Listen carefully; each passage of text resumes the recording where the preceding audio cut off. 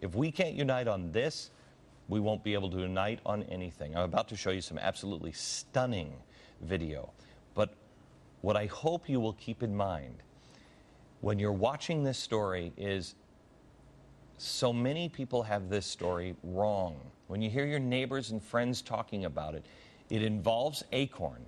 But this is not about Acorn. You already know who these people are. In your gut, you've known who these people are for a long time. We've been telling you for months now.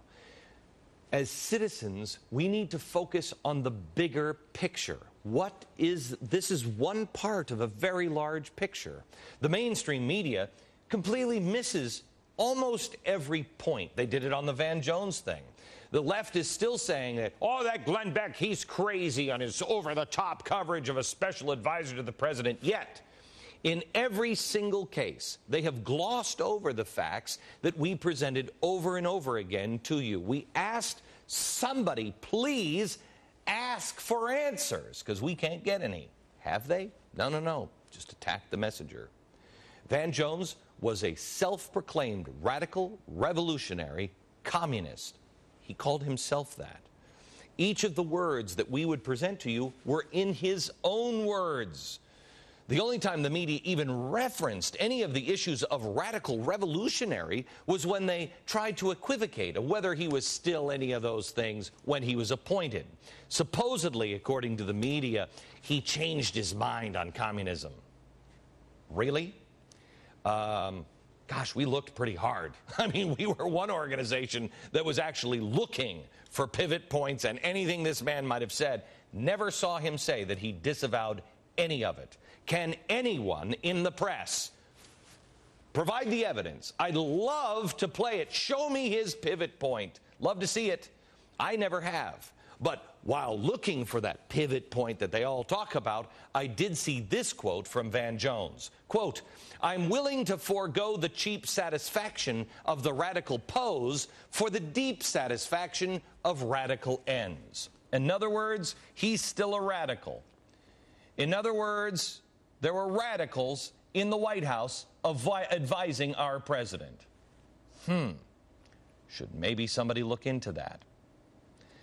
Let's say the man mellowed just a tad. Great. How many in the media are perfectly fine with a former radical revolutionary communist having the ear of the President of the United States? There's a question that maybe we should ask. Then we should follow it up with this. Are we so bereft of talent in a nation of 300 million people that we have to accept this guy, a tax cheat, as our Secretary of Treasury? Really? He's running the IRS. How about this? How about a guy who wants to de-develop our economy and redistribute the wealth in and among nations? That's a quote, as our science and technology czar, John Holdren, is. What about the guy who thinks that animals should be able to have attorneys and sue you? Who thinks you can be nudged into becoming a country that is a vegetarian country, one that should ban hunting, as does this guy, our new regulatory czar, Cass Sunstein, who was just confirmed last week. Isn't that great? Members of Congress, protect and defend that Constitution. I don't accept that in a country of 300 million people, with thousands of good Democrats, many of whom I may disagree with, but are fully capable of filling all of those key jobs, without cheating on their taxes or coming anywhere near holding any kind of those radical views like I just mentioned. We can't find those people and put them in the administration? The president himself, in a clip that we've played over and over again, the president himself said how you figure out what he's all about. This answer came after John McCain, during the election, accused him of having a lot of Marxist friends. Here's what he said. Let me tell you who I associate with. On economic policy, I associate with Warren Buffett and former Fed Chairman Paul Volcker.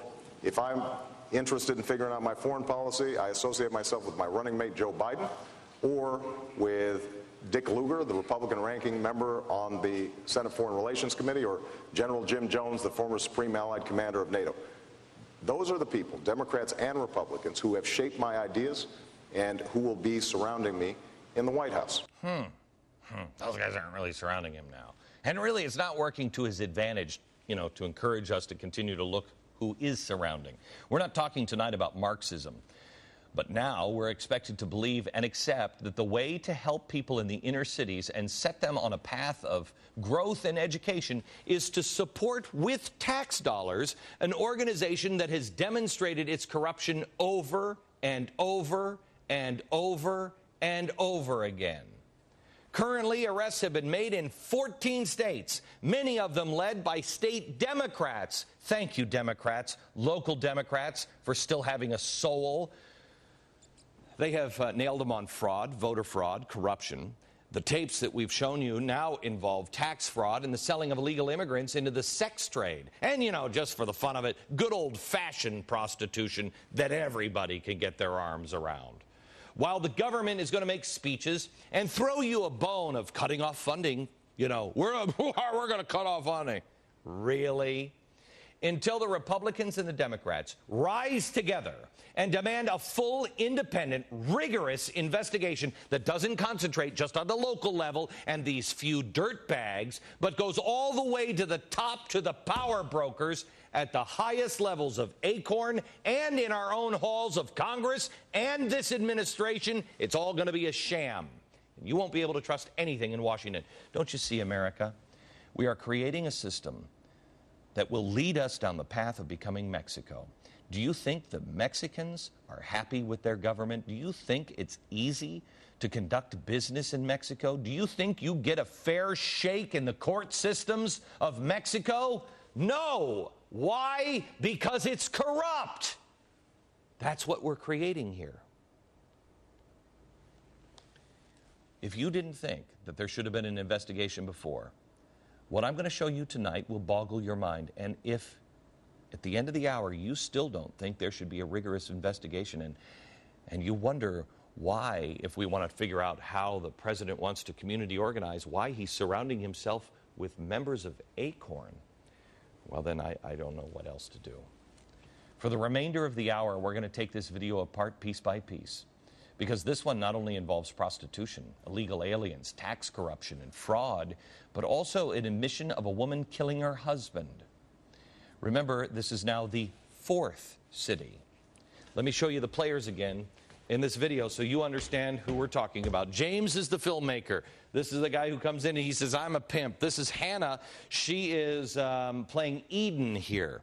This is a 20-year-old girl. It's a 20-year-old girl. Imagine her walking into your office and saying, hey, I'm a hooker. Don't you reach across the table and say, honey, what are you doing with your life? You've met these two before, but I'm going to introduce you tonight to two new people. This is Teresa. She's an ACORN advisor. And then we have Jim, an ACORN housing guy.